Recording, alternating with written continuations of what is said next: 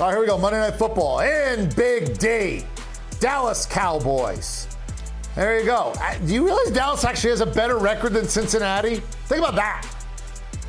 Cincinnati's favored, 4.5, total 50.5. And by the way, it is supposed to be a beautiful night in the great state of Texas. Look at that. That's the field. That's the scoreboard. I've sat on the 50-yard line at that field, and I have to tell you, I watched the scoreboard. I didn't watch the field. The scoreboard is that big and that clear. You sort of like it, you watch that instead. And the roof will be open. Wow. All righty. And the man who tweeted that and sent that out and took that picture and is in the stadium, our CBS Dallas Cowboy reporter, Garrett Podell, jumps aboard. Nice to have him back. Let's start big picture with Dallas. I know the quarterback went down, and obviously that's huge, and that's one of the headlines. Other than Dak being injured, why is this perennial 12-win team had such a bad season? What's the next biggest slice of blame pie? Hey, EK, thank you so much for having me on. Excited to join you here from AT&T Stadium. And I would say, we just spoke about Dak's injury. I would say the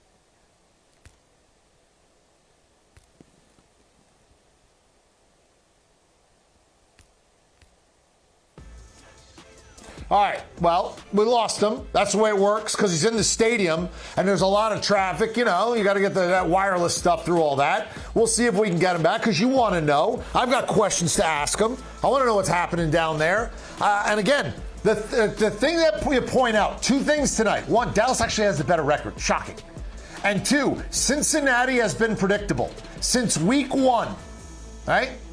The Bengals are 0-7 against teams that are currently in the playoffs and 4-0 against teams that aren't. If you're bad, the Bengals beat you. If you're good, the Bengals don't. And right now, the Cowboys at 5-7, they ain't good. So let's get Garrett Podell back inside the stadium. Let's get to it. So biggest problem right now for the Cowboys this year, other and not including the Dak injury, what's the second biggest thing that's gone wrong? EK, I would have to say it's the defensive line and sort of the inexperience and lack of depth up front. First, they had an injury bug when Micah Parsons and DeMarcus Lawrence both went down in week 4 up in New York. Parsons with a high ankle sprain, he missed 5 games. DeMarcus Lawrence, he's still out. And then the next week up in Pittsburgh, Marshawn Nealand, their second-round pick this year, who they kind of picked to be the eventual DeMarcus Lawrence replacement, he has a meniscus injury in week 5, and that's just along the edges. And then in the middle, they let Jonathan Hankins, who's a double-digit year tenured veteran, walk in free agency and had first-round pick from 2023, Mozzie Smith, fill in the middle. And he's been one of the lowest graded defensive tackles by Pro Football Focus this whole year. They're sort of kind of waiting for him to turn the corner. He's picked up his grades the last 3 weeks in terms of his on-field play, but I'd have to say the D-line, because you look at the run defense, they're the 31st ranked run defense in football. Only the Carolina Panthers have been worse defending the run, and that kind of trickles down into lower time of possession for the offense. The defense gets worn out. So I would say the defensive front has probably been problem number 2 for Dallas. And look, I mean, if you look at it, people don't realize defensive line is the most heavily drafted position in the first round, and it also has the highest bust rate because it's really important. I mean, this game now is about protecting the quarterback and putting pressure on the quarterback. It's really what it is. And then having a guy who can make the basic throws. So you got to have a guy who can throw it, and then you got to be able to, protect him, and you got to be able to put the other guy and make him uncomfortable. Now, you spoke with CeeDee Lamb for a while. How's his health? And what's going on with the touchdown drought? And is tonight a night for him to break out? Yeah, I got the chance to speak with him after practice on Thursday this week. And the big question is the shoulder, right? He suffered the injury back in week 9 in Atlanta against the Falcons when he fell on it 3 times. He played through it in week 10 against the Eagles, here in week 11 when they played the Texans. And we were on the pregame show here together as well. And he told me, look, it's going to be fine. And it's something where he views himself as a big leader in this locker room, and his teammates do as well. So he said, I'm going to play through this. I'm going to sacrifice and be out there for my guys because that's what this team needs.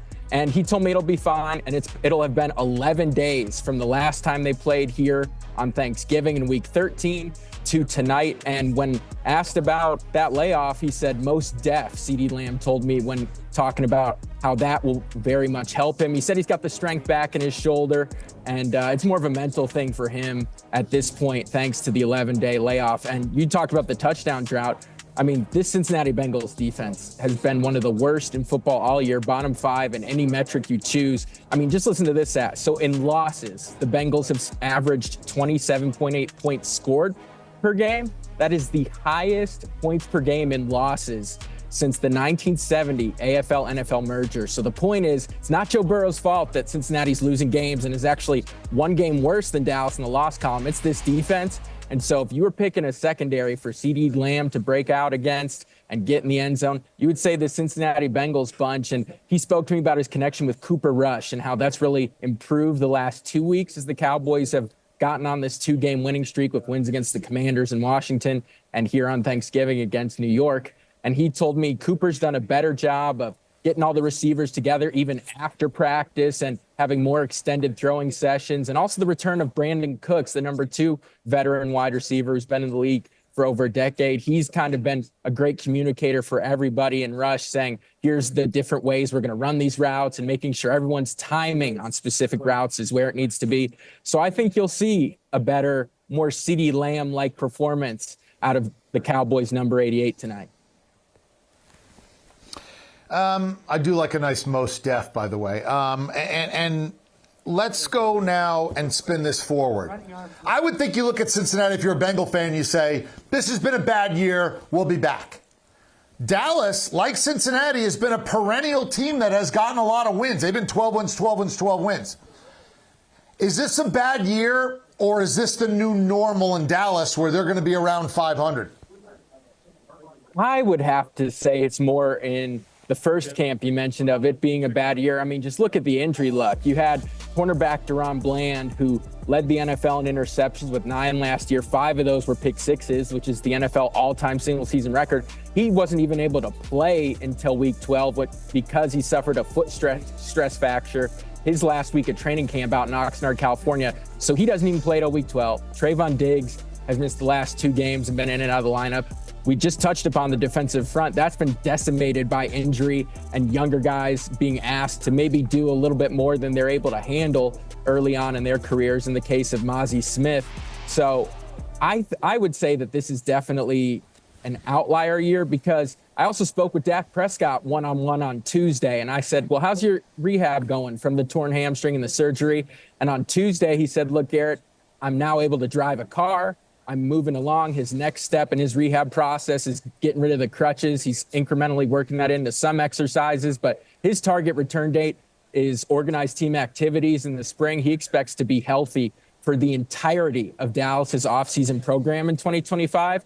And I think that's a great sign for the continuity of this football team to have Dak, who they made the highest paid player in the NFL, out there for the entire offseason program. CeeDee Lamb, who held out from it a year ago because of the contract dispute, he will be there from day one since he's contractually taken care of. So I just think the Cowboys will have a lot better start to their 2025 calendar year, beginning all the way up in the spring. And they'll also have a little bit more cap space to play with should Jerry Jones actually decide to turn the words all in into action.